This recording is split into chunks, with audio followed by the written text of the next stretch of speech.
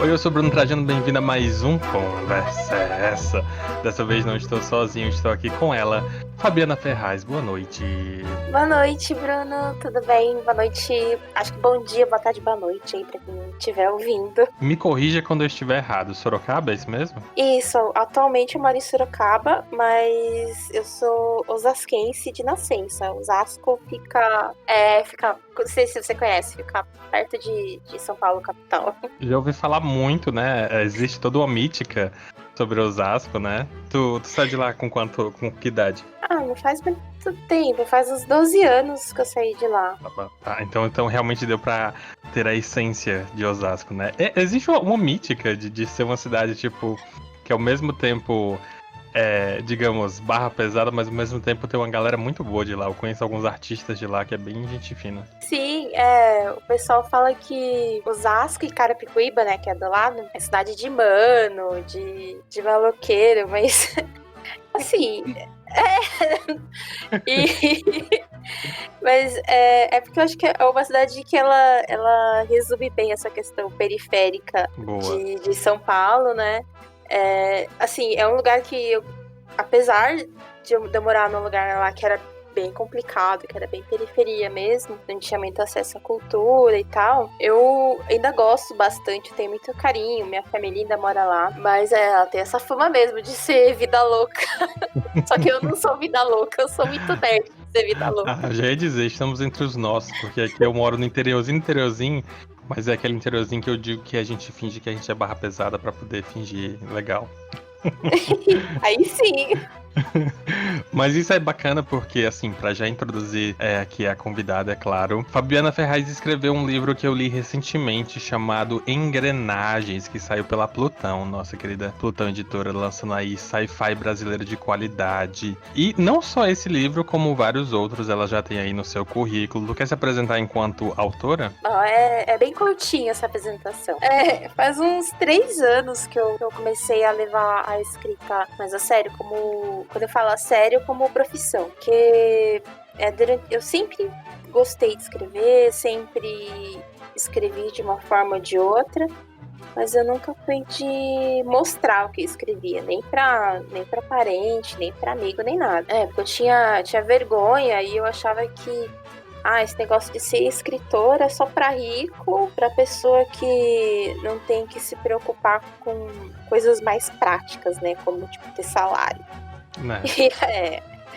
E aí eu sempre deixei isso de lado. Mas eu passei por uma fase difícil aí nos últimos anos, em vários sentidos. E eu me vi, assim, sem um trabalho de carteira assinada, sem perspectiva, muita perspectiva. E eu falei assim, nossa, e agora? E agora, José, né? E, assim, por sorte, o meu marido, ele sempre soube da minha vontade de escrever, do meu gosto pela literatura. E ele começou a me incentivar. Por que você não escreve? Por que você não mostra o que você escreve e tal? E eu comecei a pesquisar na internet como é que funcionava essa doideira aí de escrita, se era só pra rico mesmo. E aí eu fui vendo que não, fui participando de eventos. Por sorte, né, que apesar de eu atualmente morar no interior de São Paulo, a gente sabe que aqui na região sudeste concentra, né, uma grande parte, né, dos eventos culturais. Então, eu acabava viajando para São Paulo mesmo, capital, e comecei a conhecer gente, participar de eventos, e aí eu comecei a me inteirar de como funcionava o processo da escrita e conheci os editais, que eu também era uma coisa que eu desconhecia. E eu acho que o primeiro edital que eu participei, eu fui recusada. Aí eu entrei naquele processo de, meu Deus, eu sou horrível, nunca vou conseguir publicar nada na minha vida. Mas depois foi uma sequência maluca. Depois desse primeiro não, veio uma sequência bizarra de acontecimento, porque eu acabei escrevendo um conto para a antologia Vilãs da editora Corvos, que é uma editora aí da Feira de Santana, né, da Bahia, né? E aí o meu conto foi escolhido para compor a antologia Vilãs. junto com de outras autoras. E foi o meu primeiro conto publicado. Eu falei assim, nossa, talvez eu não seja tão ruim assim, vai. Aí eu já tava na pegada de escrever um livro, e aí eu escrevi o livro, assim, em tempo recorde, participei de um edital, aí o livro foi aceito no edital, só que ainda não foi lançado, ainda tá em processo aí processo de publicação aí com a editora.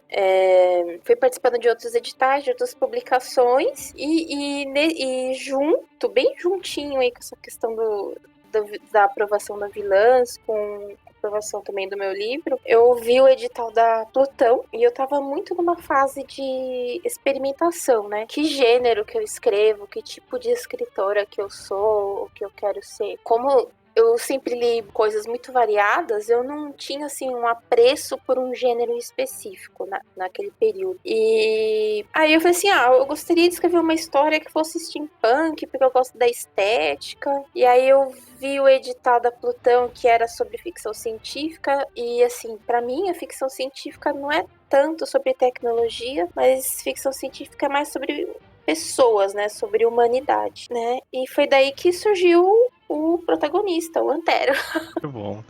Eu queria que a gente fosse bem para esse caminho que tu falou antes. Quando tu falou que tu já escrevia desde sempre, o que tu escrevia exatamente? Tu ia para contos, tu ia para, enfim, noveletas já? O que eram as tuas primeiras experimentações? Minhas primeiras experimentações não tinham nenhum formato.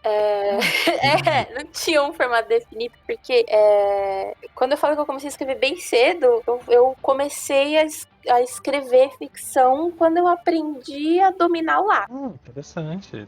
Quando eu aprendi a dominar o lápis, tipo, quando eu entrei na escola pública, eu já sabia ler e escrever um pouco. Porque eu via meus irmãos mais velhos já na escola, eu era pentelinha, né?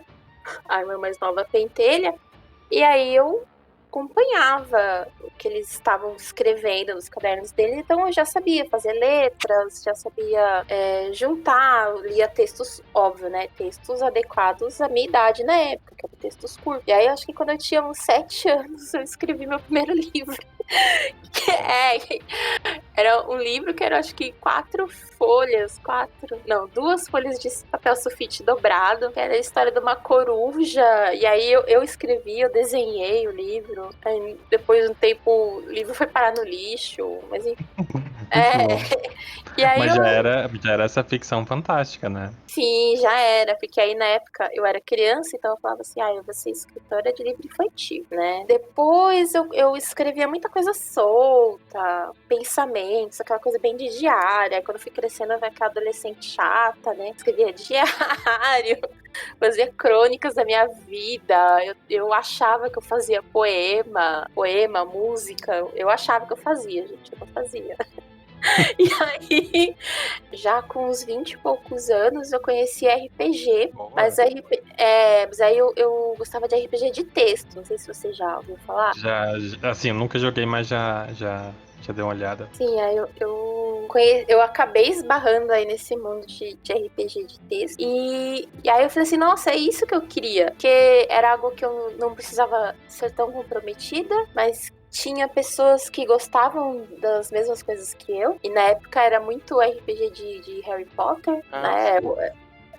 Hoje em dia eu preciso fazer um disclaimer aqui, que eu acabei pegando um pouquinho de Hans, né, da autora. Não apoiamos J.K. Rowling. Pois é, isso aí, verdade, não apoiamos, polêmica. Mas na época, sim, eu não desconhecia a personalidade dela, e eu falava assim, cara, eu quero ser essa mulher, ainda bem que eu não me tornei ela. Boa. Graças a Deus, eu não me tornei J.K. Mas assim, quando eu conheci esse mundo de RPG de texto, de board, falei, cara, é isso. Tem um monte de gente que tem os mesmos gostos que eu. E na época, nem todos os livros tinham sido lançados ainda, né? Eu tô falando de bastante, uns 20 anos atrás, quase. E então você tinha espaço para criar teorias, para preencher as lacunas da história através do RPG. E eu acabei conhecendo muita gente legal, gente com quem eu tenho amizade até hoje, e que assim, igual ao meu marido, essas pessoas também com o tempo foram me incentivando a escrever. Falei assim, poxa, mas você tinha uma personagem que era tão legal. Eu tinha uma personagem que chamava Agnes. Era a Agnes da Sonserina. E ela ficou... e ela era meio famosinha, porque ela era bem pentelha mesmo. E eu nem manjava nada de criação de personagem, história, nem nada. E durante muito tempo ainda as pessoas continuavam falando assim, mas você é a Fabiana, que você escrevia Agnes Hunter da Sonserina. Eu falava assim, sou eu. Eu falei assim, nossa, eu gostava de ler os seus posts, gostava de... Eu sempre quis interagir com você no RPG, mas eu tinha vergonha, porque eu achava que você escrevia muito bem. Eu falei assim, nossa, né? Eu não sei nem colocar vírgula, mas tá tudo bom. Sim, eu preciso abrir um parênteses e dizer, até hoje eu não sei colocar vírgulas. Os revisores vivem reclamando comigo que eu coloco a vírgula no lugar errado. Desculpa, gente, eu sou assim. Passei muito tempo escrevendo poesia branca e não tinha vírgula. Mas a vírgula, eu tenho problema com ela. Ou eu como a vírgula, ou eu coloco muita vírgula. Eu sou desses, Né? E aí o revisor que lute. Aí eu fui nessas, assim, que eu falei assim, que legal. Eu falei assim, já pensou se um dia, em algum momento, quando eu me aposentasse, lá com meus 60 anos, eu pudesse escrever essas histórias, né, do RPG? Porque com o tempo também eu fui criando outros personagens e fui explorando mais. E aí, conforme eu fui amadurecendo, ficando ainda mais adulta, as temáticas, né, dos personagens mudaram, as histórias mudaram, os RPGs de fórum fecharam, que eu acho uma lástima, porque é um bom exercício de escrita, e só que o problema é que esses RPGs eles nunca duram muito tempo, né? Eles têm uma vida curta. E aí sempre dá treta, dá alguma briguinha, aí o pessoal desfaz as parcerias, enfim. Aí, só que eu não guardava esses personagens, eu não escrevia essas histórias pra mim. Acabava o RPG, eu acabava deletando, trocando de computador, não tinha nada, só na memória. E aí esses foram os meus primeiros escritos, assim, tipo, era post de RPG. Às vezes eu fazia fanfic dos meus próprios personagens, assim. Muito tipo, bom. Era muito divertido, assim. Eu gostaria ainda de estar jogando até hoje, mas infelizmente eu não conseguiria manter o ritmo, não. Mas era muito divertido. Mas você já experimentou o RPG sem ser por texto, o de interpretação mesmo? Sim, já tentei. Quando eu morava em Osasco, eu até tinha uns colegas, né, que a gente chegou a jogar, mas pra mim era sempre mais complicado. Porque para jogar eu tinha que me deslocar bastante, né? Como eu falei, eu morava. Osasco já é uma região periférica da capital. E eu morava na periferia da periferia de Osasco. Então, assim, para eu ficar me deslocando para jogar naquela época era muito complicado. Era muito complicado. Às vezes, dentro da cidade, eu tinha que pegar 2 ônibus ou mais para chegar pro. Não tinha como eu manter um ritmo. E aí depois a vida adulta chama, e aí eu fui perdendo o contato com essa coisa do RPG de mesa, e eu fui deixando de lado. Se quiser voltar, estamos aí. Estou querendo organizar uma galerinha para quem sabe final do ano para começo do ano que vem a gente começar uma mesa, hein? Online mesmo. Então me convida. Faz muito tempo que eu não jogo e eu acho que eu nem lembro mais como que se joga. É bom isso, porque eu comecei a jogar assim, completamente off-topic, né? Eu comecei a jogar esses dias aí, e aí eu tô muito de tentar narrar uma aventura. Eu vou chamar uma galerinha boa, tanto dos podcasts quanto das pessoas que eu conheço assim. E aí vamos ver se dá certo. Mas já vou chamar, né? Pode chamar. Se eu estiver disponível e animada, eu jogo sim.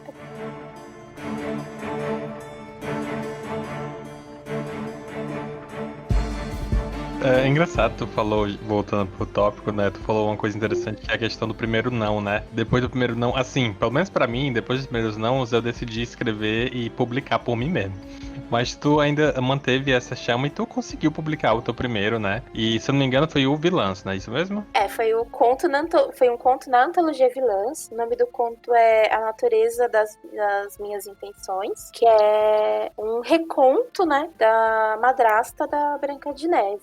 Interessante. E ele já pega esse ponto fantástico que tu explora, que tu já explorava antes e tu continua explorando agora, né? Sim, e foi bem legal porque, como eu falei falei, quando eu tava jogando RPG e aí eu, depois de tempo, passei a escrever, eu tava muito crua nessa questão literária. Porque, assim, eu não tinha... eu não sou uma pessoa que sou formada em letras, eu nunca tinha parado pra estudar literatura, então era meio no escuro. Então eu nem sabia que existia um termo chamado fantasia sombria. Eu sei. Né?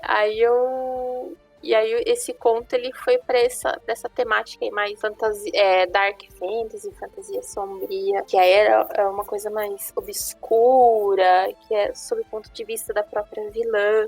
Eu gosto bastante desse conto, enfim. Aí depois desse foi o que tu falou que tu ainda não saiu ainda, né? Aí depois desse eu escrevi um livro, que é bom, não tem problema falar. Chama Se Eu Morresse Amanhã. E aí já não é. Ele já não é fantástico. Eu diria que ele é uma ficção histórica com pequenos toques aí de fantástico, de fantasia. Bem pouco. Então, esse livro, Se Eu Morresse Amanhã, ele se passa no Rio de Janeiro dos anos 50. Assim, é uma história que eu gosto bastante. O personagem principal, ele já foi um personagem meu de RPG. E eu consegui transportar ele, a personalidade dele, pro Rio de Janeiro dos anos 50. E, assim, quando eu comecei a escrever esse livro, eu não tinha intenção de escrever um livro, né? Por incrível que pareça. Eu vi um edital na internet, que era da editora Lendária. Eles estavam lançando um selo novo, que seria de mistério, policial, mistério, crime. E aí me veio a história desse personagem e eu falei assim, ainda tava tipo uma observação no edital. Quem for recusado vai receber um feedback do porquê que foi recusado. Ah, que massa! E aí eu falei assim, tá aí, que eu não... Assim, eu falei assim, bom, eu não tenho grana nesse momento para pagar uma leitura crítica, naquele momento, né? Nem para fazer um curso, uma mentoria. Então, o que eu vou fazer? Assim, eu tenho 3 meses para escrever esse livro, então eu vou escrever um livro em 3 meses, com esse personagem que eu já conheço ele já de tempos, e vou fazer uma história que eu vou pesquisar. Eu fiz uma boa pesquisa histórica sobre o Brasil naquela época, a era de ouro das boates do Rio de Janeiro, e eu submeti já esperando uma negativa. Falei assim, bom, vou receber uma negativa. Quem estava selecionando os livros era a Cláudia Lemes, né, que é uma escritora aí bastante importante aí de crime, que ela sempre lança bastante coisa, contos e tal. E aí ela selecionou o livro. E eu fiquei assim, quê? Aí eu fiquei meio confusa. Eu falei assim, gente do céu. Eu falei assim, agora o negócio ficou sério. E eu não tinha intenção de ir pra esse lado. Como eu falei, eu ainda estou me descobrindo como escritora e saber o que eu vou fazer e não vou fazer, né? Então, aí esse livro ele está em processo ainda de publicação por conta da pandemia e de umas outras questões aí da editora, mas no momento que ele tiver que sair, ele sai. Eu não tenho muita pressa, não, em relação a isso. É um romance mais longo mesmo, né? Ele é um formato novela. Chega a novela, acho que tem um pouco mais de 50 mil caracteres. Aí o próximo que tu trabalhou foi já o Engrenagens. Não. Vamos lá. Não. Aí depois do Se Eu Morresse Amanhã... Aí depois do Se Eu Morresse Amanhã, aí eu escrevi o Engrenagens. Foi, tipo, também na sequência. E aí teve todo o processo. Porque aí eu já tava no embalo, né? Quando eu fui escrever o meu livro, né? O Se Eu Morresse Amanhã, ele era pra ser ambientado ainda no Brasil... Império, que é mais ou menos ali onde se passa a Engrenagem. Só que no Se Eu Morresse Amanhã, tinha surgido pra mim a oportunidade de eu viajar pra Petrópolis. E aí eu fiz toda a minha pesquisa histórica lá, porque tem o Museu Imperial, tudo. Já era com essa intenção. E aí eu fiz diversas anotações, visitei bastante essa parte aí da arquitetura do Império, tal, etc, etc. E eu trouxe muito material. Só que quando eu tava lá no Rio de Janeiro, lá em Petrópolis, lá eles têm o Sesc Quitandinha. E esse Sesc, antigamente, ele foi simplesmente o maior cassino das Américas. tanto a América do Sul quanto a América do Norte. Nos anos 40, não existia, nos anos 40, 50, não existia Las Vegas, né? As pessoas vinham jogar, fazer esse tipo de apostas nos países aqui, né, na América do Sul, em Montevidéu, Buenos Aires, em Rio de Janeiro. E aí eu fiquei tão fascinada pela história do Quitandinha, eu falei assim, não, eu preciso escrever sobre isso, eu preciso escrever o meu livro sobre esse lugar. Só que aí quando eu fiz a pesquisa, eu visitei em loco e tal, mudou minha concepção. Então, o Se Eu Morresse Amanhã passou para o Rio de Janeiro dos anos 50, e o Engrenagens, como eu já tinha todo aquele material ali do Brasil Império, muita coisa sobre Maria Fumaça, sobre vapor punk, etc. Eu falei assim, não, eu preciso escrever essa história do Antero, que o Antero também foi um personagem, tanto o Antero e a Iris, que são personagens de Engrenagens, eles também foram personagens de RPG em outra vida. Nossa, as vidas passadas são muito boas. Caramba. Foi produtiva, pelo menos. Né? É porque, assim, tipo, como o edital, eles têm um prazo... às vezes, a pessoa fala assim, um prazo de 3 meses pra você escrever um conto, dá tempo. 3 meses pra você escrever um conto, uma noveleta, dá tempo. Só que eu fico nessa insegurança de, será que eu vou mandar? Será que eu não vou mandar? Será que eu vou tentar? Não vou tentar? Então, eu acabei optando, assim, por esses personagens que eu já conheci eles um pouco. Sim, querendo ou não, a gente precisa buscar alguma coisa que dê segurança, né? Realmente Sim. é bem louco esse mercado meio... Assim, que ainda é independente pra caramba e é bem difícil, né? Sim. E aí, depois desse, tu trabalhou em mais algum, não? Sim, trabalhei. Ela não para, gente. Por isso que agora eu tô tirando um período meio que sabático, mas eu já quero voltar a trabalhar. E aí eu pela editora Corvos, aí no mesmo ano, pouco tempo depois que saiu a aprovação do Engrenagens, pela Plutão, ela dá um beijo, André da Plutão. E aí, na Corvos, que foi a primeira editora que me publicou, né, que me deu oportunidade, eles lançaram, eu ia falar inventaram, mas inventar é feio. Eles lançaram um projeto chamado Projeto Gênesis. É como se fosse um concurso de conto e noveleta, que ia lançar uma vez, e eles iam dar um tema, e você ia desenvolver o tema, e aí o texto escolhido ia ser lançado. Você ia receber a publicação em e-book da editora Corvus. Aí eu falei assim, eu não vou participar, já lancei muita coisa, acho que vai ficar tudo muito atropelado. Só que de última hora, assim, acho que uma semana, aí o Henrique vai ouvir isso, ele vai me matar. Corta depois. Mas assim, uma semana, 2 semanas, assim, tipo, o prazo estourando de finalizar esse projeto Gênesis, eu escrevi um conto, né, que chama A Mulher e o Vento, que é um conto sombrio, ele é meio gótico. Aí ele era uma coisa, assim, totalmente diferente de tudo que eu tinha feito até o momento. Personagens que não eram personagens de RPG, eram personagens, assim, originais. E na época eu queria muito falar sobre as questões mentais que eu estava vivendo e que eu tinha vivido, né? E aí surgiu A Mulher e o Vento, que é uma história de... Basicamente é um terror psicológico, com grande influência aí do gótico. E o que começou a descompromissar... É de época, não? É de época. Eu fiquei imaginando ali qual era esse perfil. Não, é de época. Ele não tem uma marcação assim geográfica nem histórica no texto, mas se você ler, você consegue identificar que se passa no Brasil nos anos 20, 30. E A Mulher e o Vento, ele é uma história de uma mulher que ela é muito nova, recém-casada. A Ana não sou eu, tá, gente? Já me fizeram essa pergunta, não sou eu. Fiquem sossegados. E apesar de nós duas fazermos crochê, e o crochê é uma coisa importante na história, não sou eu, não sou a Ana não sou eu, fiquem calmos. E ela passa por umas questões assim, ela sai da capital, sai de uma cidade grande, e ela vai morar num lugar totalmente isolado. Então ela acabou de casar nos anos 30, ela não sabe nada da vida. Ela sabe que ela tá casando com o Joaquim e que ela vai ser a nova dona do lar. pra onde ela está indo. Só que é um lugar meio litorâneo não, né? Não existe meio litorâneo. É um lugar, é uma região litorânea e o tempo tá sempre fechado.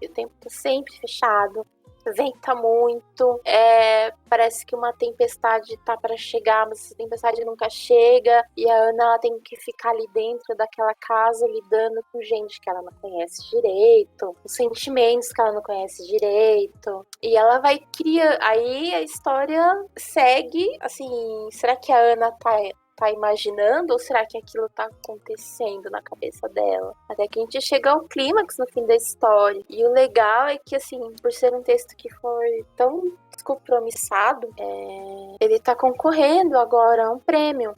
O prêmio da ABEST. Legal.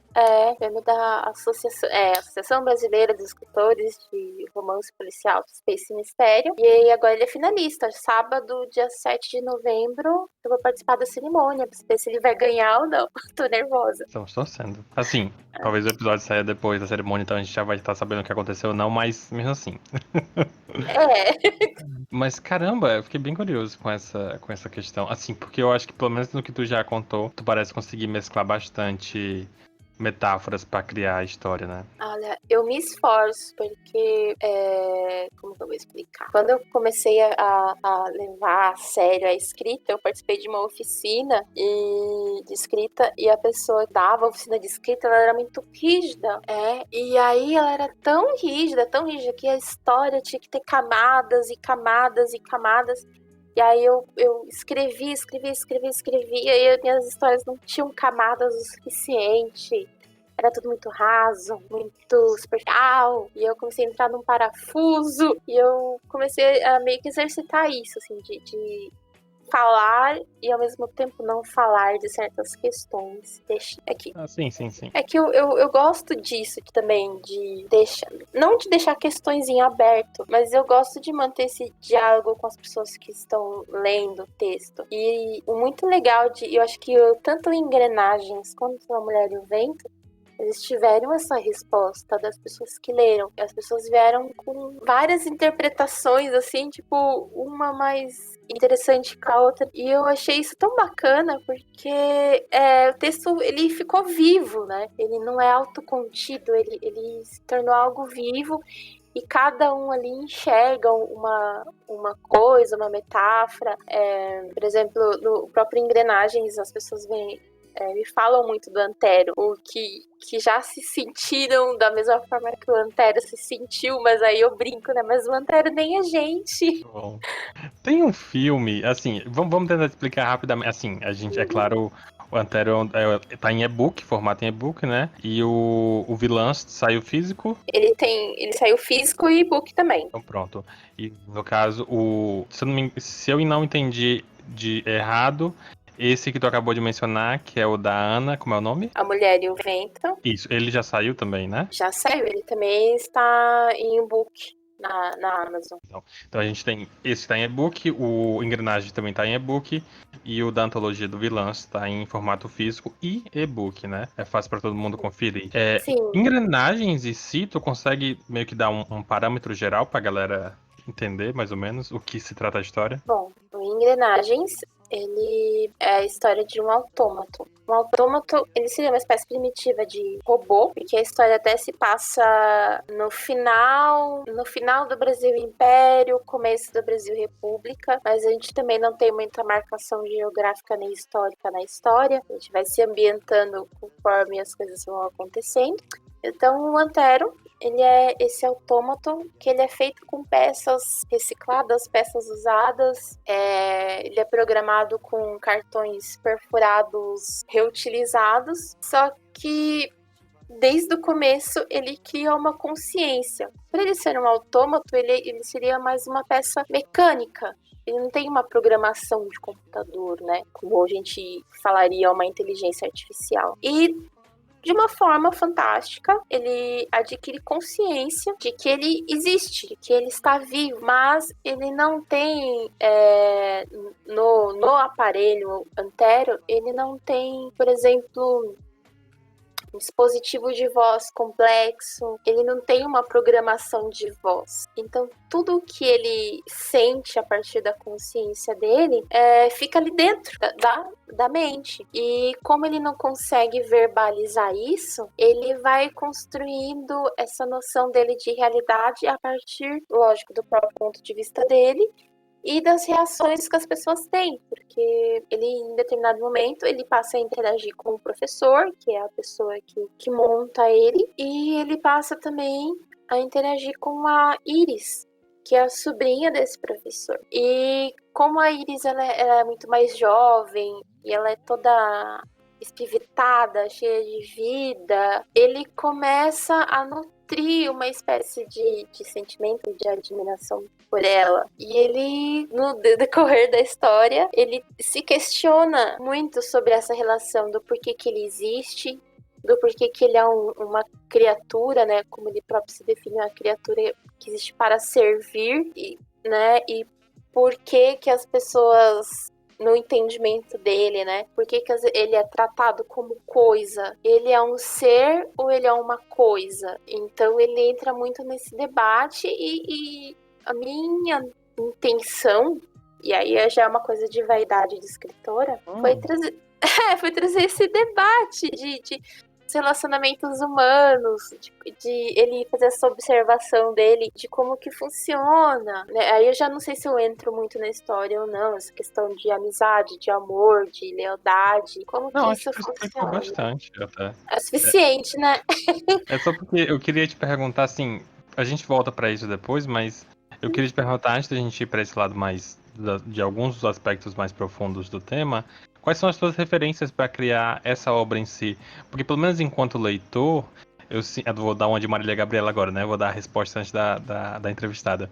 Mas, mas enquanto leitor, eu senti algumas referências enquanto eu tava lendo, e eu pensei, caramba, tomara que ela tenha ido por esse caminho na hora que ela criou, porque é uma referência boa. E ao mesmo tempo, agora que a gente conversou um pouco, eu vi que tu tem realmente umas referências bem loucas e que eu acho interessante. Mas enfim, quais são as tuas referências para criar pelo menos essa ideia em si? Olha, a principal, nossa, é uma salada, mas eu vou tentar aqui discorrer como se fosse uma bibliografia. Eu acho que a principal vem do filme mesmo, do Homem Bicentenário. Eu acho que esse se eu falar assim que não me cativou, não me inspirou, seria hipocrisia da minha parte. É um filme que já faz muito tempo, né, que saiu, mas foi um filme que me marcou muito, que me fez chorar muito. E Muito foi lá e fez o pai gente chorar.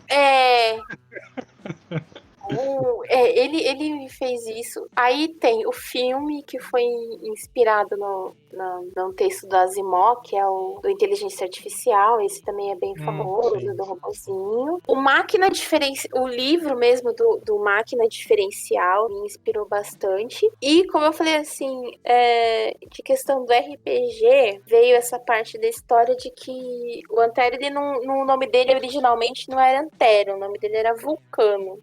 Olha aí. Ele era vulcano porque ele era para ser um autômato, né? Só que baseado mais na força, nessa coisa do calor, do vapor e de ser já essa coisa indestrutível, de ser uma carapaça mesmo. Mas na medida que a história veio para mim, na minha cabeça, eu quis contrastar. Então eu pensei nesse autômato, nessa criatura que fosse feita de peça desconjuntada, que ele solta óleo, que ele esquenta, que ele quebra, ao mesmo tempo que ele é de ferro, aço, mas ele é frágil. E ele é sensível, né? Ele é sensível, mas ele não consegue sentir, porque ele é todo de aço. Então, se ele toca a mão de alguém, ele não consegue sentir a textura, o calor de uma mão. Ele sente o objeto mão, né? Mas a textura da pele, a maciez, a textura da madeira, a grama, tudo ele não consegue sentir, né? E eu achei interessante brincar com isso. E de resto, assim, pra complementar a história, como eu falei, assim, eu tinha feito feito pesquisa histórica, que nem entrou muito, acho que essa pesquisa histórica ela acabou servindo mais pra me inspirar. E eu li muitos livros de história escritos pela Mari Del Priori, porque eu queria entender mais ou menos como que funcionava a cabeça das pessoas na época, e aí não tinha muita referência, então eu fiz essa pesquisa histórica baseada nos livros da Mari Del Priori, A Máquina Diferencial, alguns outros textos de steampunk também eu li, mas foi mais uma questão de estética, não na questão da história nem da personalidade dele. Você tinha pensado nisso? Não, sim, sim. E eu também, eu ia até falar que as duas últimas referências que eu fiquei esperando seria, não sei se tu lembra, existe um filme de animação chamado Robôs. Sim, eu assisti esse. Esse é bem E, legal. e, assim, alguma coisa nesse filme é que esse filme em si, eu lembro que ele me marcou na época porque acho que a dublagem dele é um pouco diferente, porque é uma dublagem que trouxe atores conhecidos ao invés de só, enfim.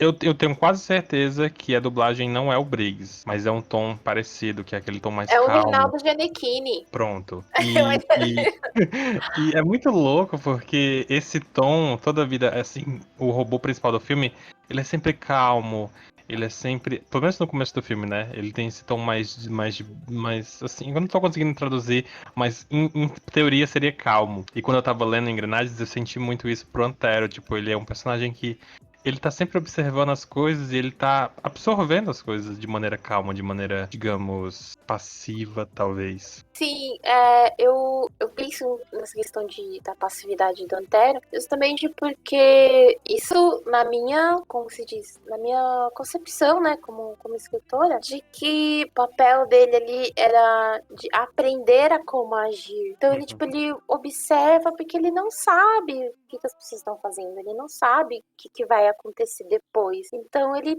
tem que observar e gravar aquilo para aprender, e aí num futuro, entre aspas, ele pudesse aplicar aquilo.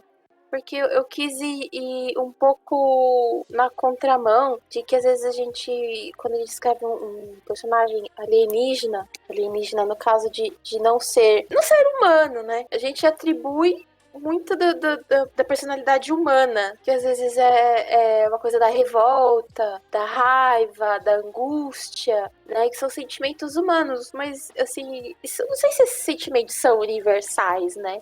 Não sei se esse sentimento é um sentimento que a sociedade faz a gente cultivar, ou se é inerente por causa do medo. Então eu falei assim, eu vou por um outro caminho. Dessa criatura que observa, que analisa, que ao mesmo tempo ele é sensível, mas ele tá ali juntando elementos para formar uma opinião, por exemplo. Nossa, agora que tu falou isso, realmente adiciona. Pra quem já leu e pra quem ainda não leu, acho que vale muito a pena já pensar nisso, que é realmente a posição do Antero enquanto personagem diante dos outros, porque isso que tu mencionou é muito interessante, porque a própria descoberta do que seriam sentimentos, mas ele não nomeia como sentimentos, porque seriam realmente sentimentos ou seriam só observações do meio? Assim, para mim, como ele não tinha como trocar, né? Experiências, ele não tinha como conversar com outro ser humano ou com outra criatura igual a ele. Então ele nomeia aquilo como sensações, mas na verdade são sentimentos que ele não consegue, ele não tem dados o suficiente para enumerar. Assim, isso é um sentimento tal, eu estou me sentindo assim, ou eu estou me sentindo assado. Ele não tem essa riqueza de vocabulário ainda, né? Que ele está adquirindo essa coisa do humano. Então ele vai descrevendo isso como sensações. A minha pressão subiu, minha pressão baixou, o sensor de luz, tudo isso são formas dele descrever o que ele está sentindo, mas da forma mais mecânica possível. Foi ao menos a minha intenção. Nossa, essa parte é bem divertida também, né? De como ele descreve as coisas. Eu acho que só pra contextualizar, tu falou um pouco antes sobre a questão de ser, entre aspas, alocado ali no Brasil Imperial, e ao mesmo tempo a gente tá falando de robôs e essas coisas, né? Vale mencionar que o livro, ele vai por esse caminho do steampunk, e pro ouvinte que ainda não lembra ou que não conhece, o steampunk, ele é esse gênero que reimagina o passado com certas evoluções.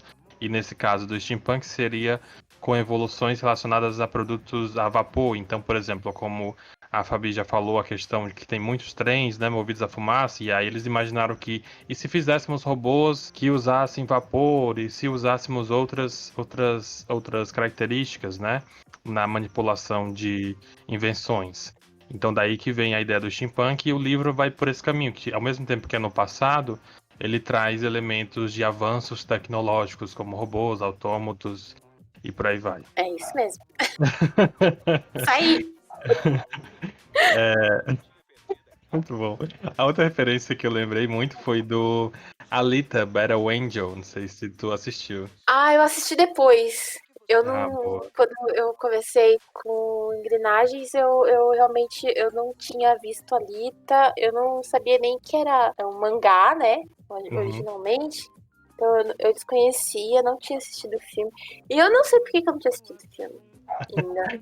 Eu nunca terminei o filme, que tem realmente o filme que é meio animação, meio em pessoas reais. Mas é porque o começo do filme é bem essa pegada de que o doutor acha uma peça e ele cria a Alita restaurando essas peças, né? E é meio que por Sim, aí que o Antério vai também. sim. Aí o Alita, ele é bem interessante. Eu assisti ele só uma vez. Eu queria assistir ele de novo, mas eu achei um filme muito longo. Uhum, uhum. Muito longo e tinha algumas questões.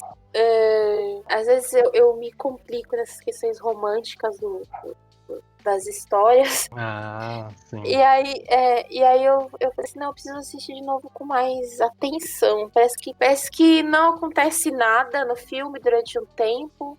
Mas depois acontece tudo ao mesmo tempo. E aí eu fiquei meio confusa. Se tivessem dividido o filme em dois, eu acho que ficaria mais fácil pra eu acompanhar. Mas eu achei bem legal. Eu assisti como eu assisti depois, eu não. Acho que eu nem lembrei de fazer nenhum tipo de comparação. Você foi bem lembrado aí da sua parte. Mas é bem legal, até porque que a gente cria um pouco mais de referência visual, porque a gente tá criando a história na nossa cabeça, né? Mas é bacana. Não só esses elementos, como a gente falou, a questão do steampunk, pelo menos eu me identifico muito contigo nesse aspecto, porque eu adoro steampunk, eu tenho alguns personagens que eu quero explorar de steampunk também, e a própria questão da fantasia. E eu sinto que tu consegue ter um apelo maior, digamos assim, para um ambiente mais histórico, mas sem determinar datas específicas. O que, ao mesmo tempo que é muito positivo, acaba sendo um pouco difícil de lidar, né? Porque como é que tu vai fazer essa transição? Ou pra ti tanto faz? Pra mim, na hora da escrita, pra mim é mais fácil. Mas eu não sei se isso é um defeito ou qualidade. Porque na minha cabeça tá bem claro. Assim, na minha cabeça é muito vívido que a história se passa em tal ano, em tal lugar, e eu tento transmitir isso com as descrições pontuais. Que na minha cabeça é tão assim, na minha cabeça é tão óbvio que eu acho que na cabeça das outras pessoas vai ser assim, mas não é.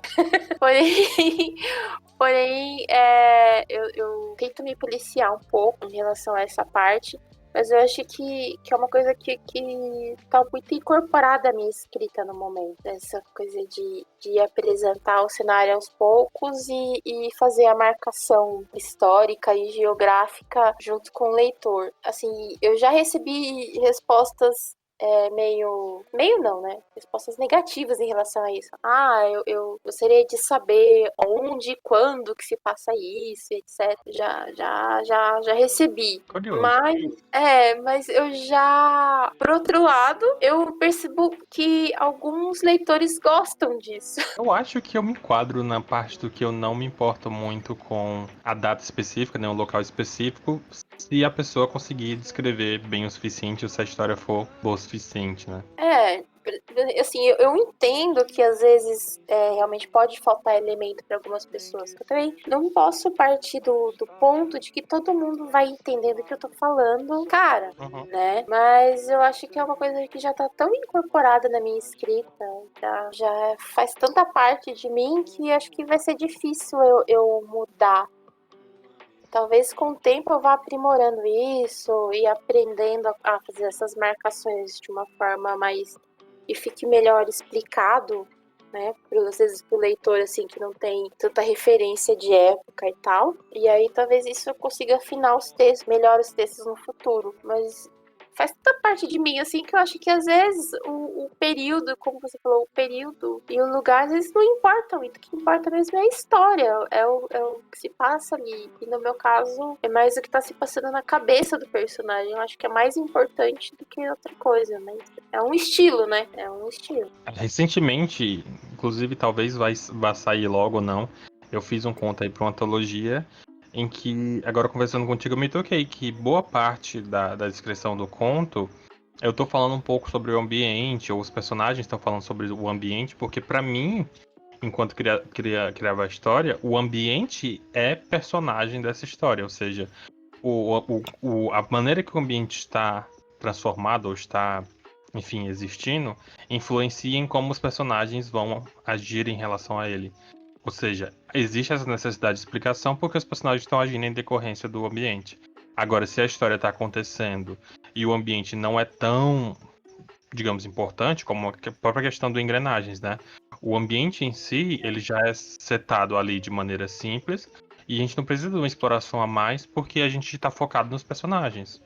Sim, né? No caso do Engrenagens, como você citou, a gente também vai vendo o mundo do ponto de vista do Antero, né? Então, assim, ele passa a existir, ele tá numa oficina. Então, o mundo dele é a oficina. Não existe outro, assim,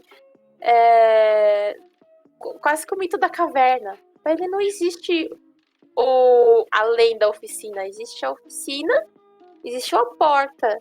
E naquela porta, para ele, é quase como se fosse uma passagem mágica, onde o criador aparece, que é o professor. E aí ele fica deslumbrado, tipo, não, mas tem mais além daquela. Aí ele se pergunta, né? O que tem além da porta? Ah, além da porta é uma casa. Nossa, a casa para ele é maravilhoso, uma casa. Tem muita coisa numa casa. E depois ele vê a paisagem, o lá fora. O lá fora, então, pra ele é fantástico. Mas ele não tem a concepção de que existe um mundo, existe uma cidade, existe um mundo que é enorme. Pra ele, isso, dentro daquele mundinho dele, da realidade dele, até aquele momento é inconcebível, né? Tipo, existe além disso, além da oficina.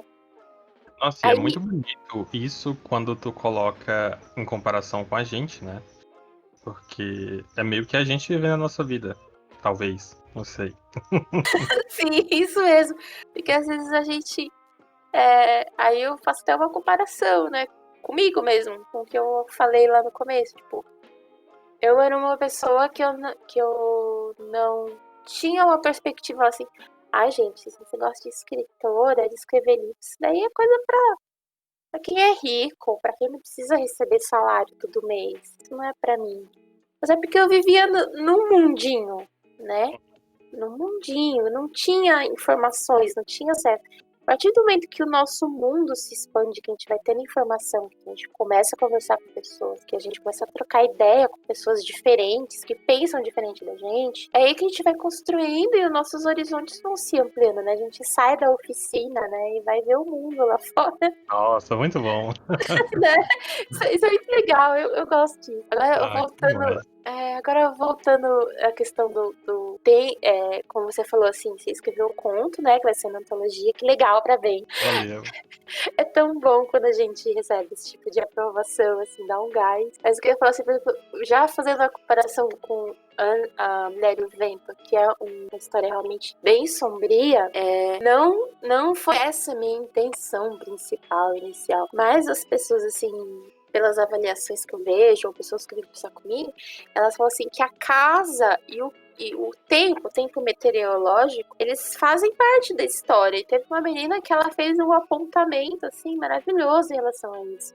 A questão do clima, né, da meteorologia, sim, foi intencional, ela é totalmente intencional. Na Mulher e o Vento. Todas as questões que acontecem no vento, do vento e dessa tempestade que nunca chega, ela é intencional.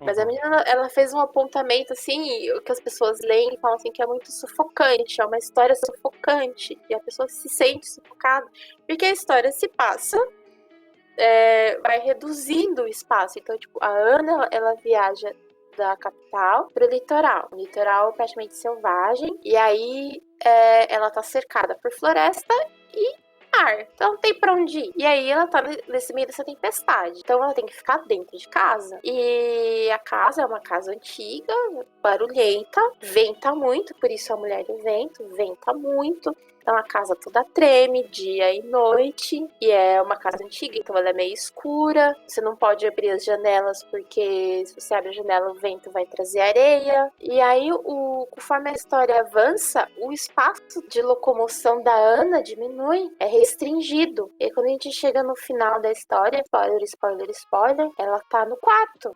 Então assim, tipo, você tira uma pessoa de uma cidade grande, de uma metrópole, e aí você leva ela para um lugar isolado e você vai cada vez mais restringindo o espaço dela. E aí essa pessoa vai interagindo com esse espaço, com essa meteorologia, e ela vai criando essa tensão até o final da história. E sim, aí nesse caso, isso foi intencional, e é isso que eu não imaginei que as pessoas se identificariam com essa sensação de aprisionamento, de sufocamento, de ficar assim, meu Deus, essa história aqui não vai terminar nunca, essa mulher não vai respirar, gente.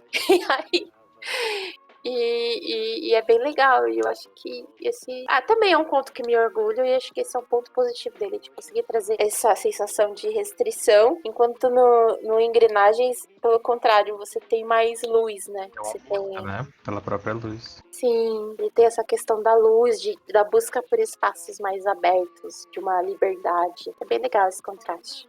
Ai, que bonito! Eu queria que a gente falasse agora só um pouquinho dos teus planos futuros, né? Porque, como a gente já viu aí, a mulher não para nunca. E o que tu planeja pra depois? Então, né, a mulher que não para nunca quase teve um burnout. E aí, por ordens, digamos, por ordens médicas, né? Praticamente ordens médicas, assim, eu tô me obrigando a descansar. Você já viu uma coisa dessa? Eu tô me obrigando a relaxar e a fazer outras coisas não tão ligadas à escrita acho que até por conta de tudo isso que a gente tá vivendo, etc. Pra eu dar um tempo, né? Mas eu continuo estudando bastante, principalmente sobre narratologia, sobre literatura. Como eu falei, eu não tenho uma formação na área, então eu vou pegando livros, vou pegando indicação de livros, vou estudando, vou lendo, me dedicando a ler mais escritoras brasileiras. E, assim, acho que o último projeto do ano, eu não sei quando é que esse episódio vai ao ar, mas, assim, nesse momento, eu tô na campanha do Heroínas, que também é pela Corvus, que é uma antologia sobre mulheres, né? Mulheres inspiradoras, e todas as histórias vão ter um tom fantástico, ficção científica. A minha história, ela tem tem bastante ficção científica. É uma história sobre a cantora de ópera Maria Callas, onde eu reinvento, eu faço uma reinvenção dela aí numa ficção científica. E essa campanha tá no ar no Catarse atualmente. Eu não sei quando que esse episódio vai ao ar, mas eu acho que durante todo o mês de novembro a campanha vai estar rolando. E é como se fosse uma continuação, né, do Vilãs. Vilãs eram sobre vilãs da cultura pop, as vilãs que a gente conhece. E o Heroínas são sobre mulheres que realmente existiram e são mulheres que às vezes são pouco faladas. Esse é o meu último projeto desse ano, para fechar 2020, que até nas próximas semanas eu vou começar a divulgar com mais força, mas eu já tô trabalhando já em outra história, também vai ser uma ficção histórica, mas dessa vez eu tô fazendo uma pesquisa aqui na cidade de Sorocaba mesmo. Porque sempre nesse esquema de. Não, primeiro eu adorei a proposta do Heroínas, realmente é muito válida, muito importante. E é bom ver tu indo nesse, digamos, bate-volta entre ficção histórica e sci-fi e fantasia. Eu acho que o conto, ele dá mais chance para experimentar. E no caso da Heroínas, eu vou partindo para uma ficção científica mais de... Eu nem sei dizer qual subgênero perfeitamente, mas não chega a ser um cyberpunk, mas é relacionado à inteligência artificial. Inteligência artificial e holograma, né? Aí eu já disse muito. Para saber o final, leia e descubra. Apoie a campanha, leia e descubra. Mas assim, na antologia. É dela. Na antologia tem contos de steampunk também, tem a coisa mais pro fantástico e tal. E fica de olho aí, né? No Heroínas, no Twitter, no Instagram. E tá bem legal, as recompensas também bem legal. E a parte gráfica do Vilãs foi muito bonita, ficou muito bonita. Que é um livro todo ilustrado, um projeto gráfico muito lindo, e até hoje as pessoas falam dele. E o Heroínas, ele vai seguir a mesma proposta. Então, assim, além de ter textos muito legais, o visual dele também é bonito, e os brindes seguem o mesmo visual, então é muito interessante. E é feito 99% por mulheres. São histórias escritas por escritoras brasileiras de todos os lugares do Brasil, não só desse eixo sul-sudeste. Mulheres diversas, mulheres com histórias diferentes, que vão trazer suas heroínas. Então vai ser de 2020, eu gostaria de encerrar com essa campanha, batendo aí todas as metas, e começar a escrever devagarzinho, de novo, assim, uma história nova, já pensando em lançar aí antes do meio do ano que vem. Eu sou workaholic mesmo. Muito bom, muito bom. Eu acho que a gente falou bastante né? Já passamos aí da 1 hora já de programa. Uhum. E a gente falou praticamente todas as obras e todos os projetos. Eu queria te fazer só mais uma pergunta e depois a gente parte para umas dicas culturais, que é mais como é que tu enxerga. Porque assim, o Engrenagem está dentro de uma coleção que é o Zig Zag, né? Da Plutão, que traz toda essa nova onda de ficção científica brasileira, né? E eu gostei muito da tua ficção científica por trazer algo diferente das outras obras da coletânea, né? Que abordam a ficção ou distópica ou utópica, e tu traz esse subgênero do steampunk, pra mim é genial. Como é que tu enxerga toda a questão da coleção em si, do engrenagem dentro dessa coleção e da própria proposta de ter autoras trabalhando na ficção científica? Primeiro eu fico muito feliz de saber que você gostou. Eu fico realmente, isso mexe comigo ainda, assim, eu não me acostumei com isso. E sim, esse resgate que a Plutão tá trazendo da ficção científica brasileira é muito importante. E eu não tinha a dimensão desse projeto até, acho que foi no ano de... eu acho que antes da concepção do Zig Zag, acho que em 2018, eu fui justamente num evento sobre ficção científica em São Paulo. E aí, estavam falando eu já vou começar a descambar, né? Mas enfim, era um evento sobre comemoração da ficção científica brasileira. E eu passei muita vergonha, porque eu não sabia nem que existia uma história da ficção científica no Brasil, quanto mais os personagens e autores que eles estavam citando lá. E alguns autores estavam lá e eu não fazia ideia de quem que eles eram. Eu vou ser bem sincera. É justo, é justo. E aí eu fiquei com muito, assim, eu fiquei bem constrangida por falar assim, caramba, como que a gente não sabe? E óbvio que depois eu até tentei procurar os livros e tal, e não consegui achar nenhum dos livros citados. Foi coisas que nem se publicam mais, as coisas foram até perdidas aí no tempo. E eu acho que... E aí por isso que eu acho que esse trabalho da Plutão, ele é importante, porque ele tá resgatando essa história totalmente esquecida que a gente nunca teve acesso. E aí a gente fica meio nessa síndrome da vira-lata de achar que não existe ficção científica brasileira, e nunca existiu outros escritores que escreveram isso. E não, a gente tem uma longa tradição, só que essa tradição foi se perdendo e tá na hora da gente resgatar. Não só resgatar no sentido de ler o que foi feito antes, mas da gente começar a construir uma nova ficção científica brasileira, né? É muito bom. Isso? É muito bom que tu mencionou isso, porque tá surgindo novos movimentos cada vez mais diferenciados, né? A gente tá vendo agora, tem um movimento relacionado ao sertão punk, existe toda a ideia do afrofuturismo brasileiro, então é muito bacana ver novos movimentos dentro do gênero, né? Sim, até eu eu tento participar como ouvinte, né? Porque a gente tem muito que aprender com o pessoal que tá aí produzindo. Mas a galera do Sertão Punk e a galera de Afrofuturismo brasileiro também tá mandando muito bem. Inclusive, o próprio livro da Lu, né? Da Lu Ainsaila, que ela lançou recentemente, o tio Fábio Cabral. São coisas que a gente vai tomando conhecimento e vai também conhecendo a diversidade da escrita brasileira. E, assim, eu sinto falta. Eu acho que não não vai ser o meu viés, mas eu sinto falta, além de ver essa questão de outras regiões do Brasil virem pro meio do palco, né, que é mais do que merecido, ver também, eu espero em breve ver uma ficção científica da periférica, que aí algo aí da periferia de São Paulo, feita por pessoas da periferia, né? Das pessoas que estão na periferia, que reinventem aí esse futuro de forma caótica ou não. Eu acho que eu ainda estou em busca dessa história, desse autor ou autora que vai trazer a ficção científica da periferia. Você vai sair o prêmio Fabiana? Que Oh, olha, já pensou? exclusivo aqui pelo Fala Galera. Está 10 mil anunciado. reais. Quem dera. Muito bom, muito bom.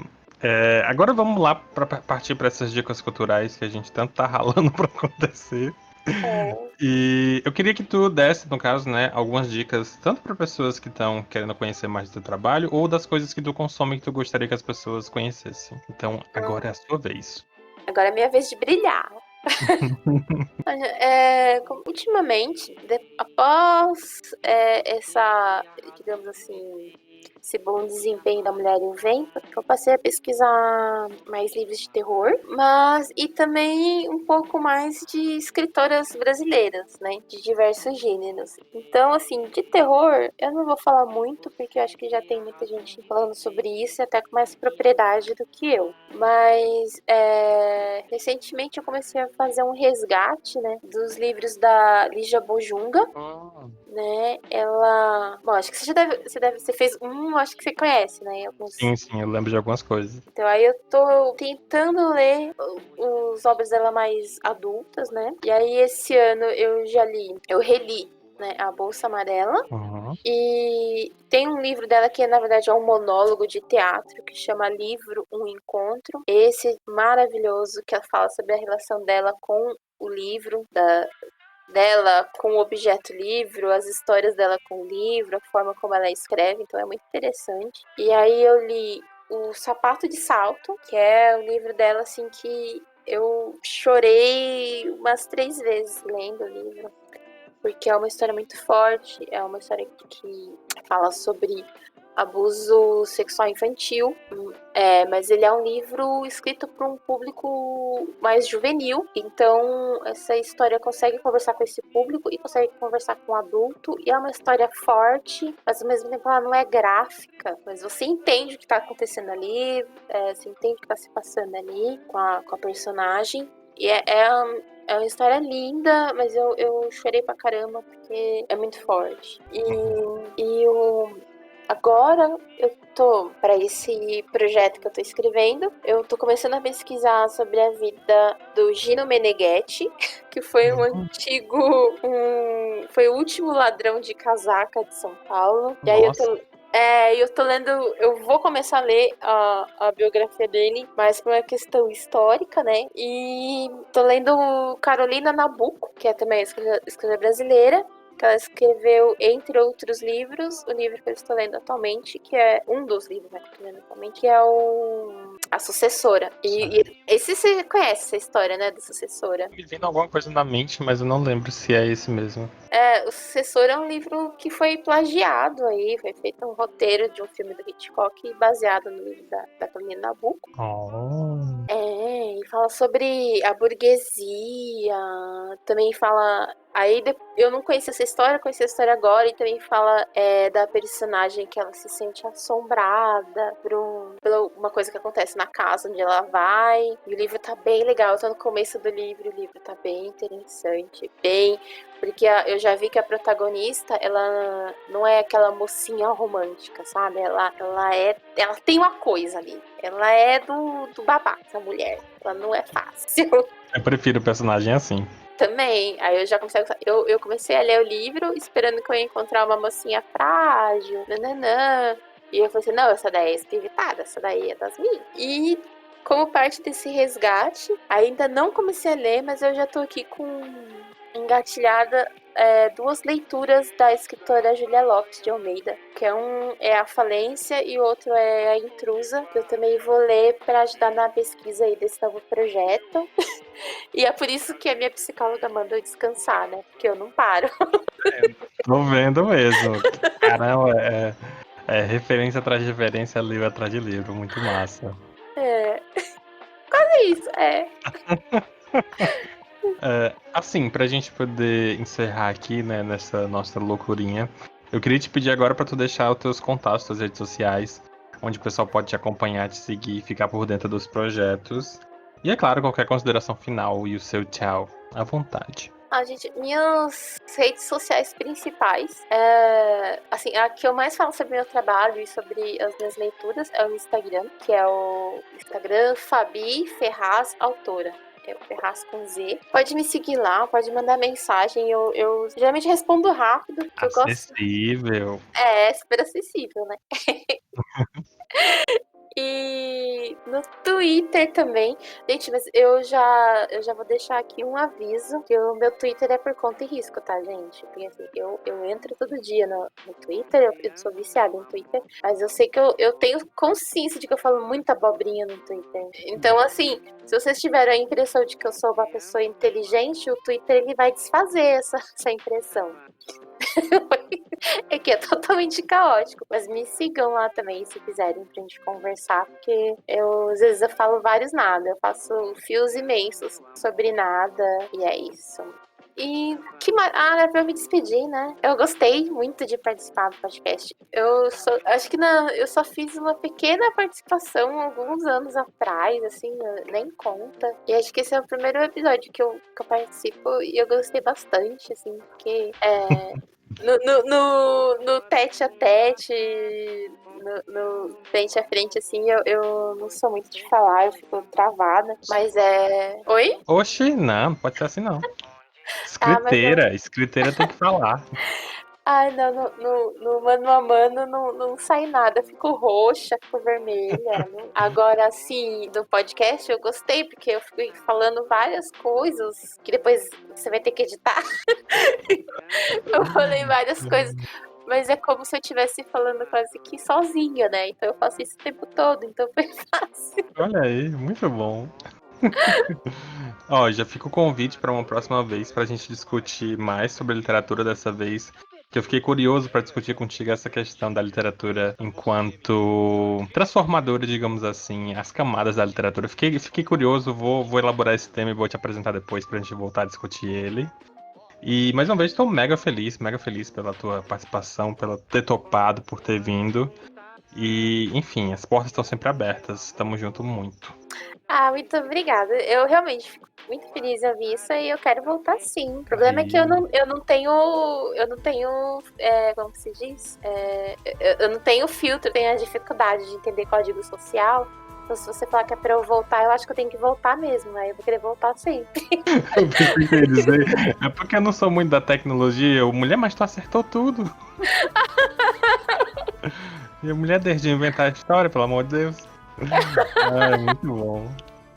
E é nessas horas que eu revelo meus cearenseis. Eu adoro. E é isso. Dê o seu tchau pro nosso ouvinte. Tchau, ouvinte! Não esqueçam de me seguir nas redes sociais e espero que vocês tenham gostado do papo. E se quiserem continuar o papo lá também, pode continuar lá também. E é basicamente isso.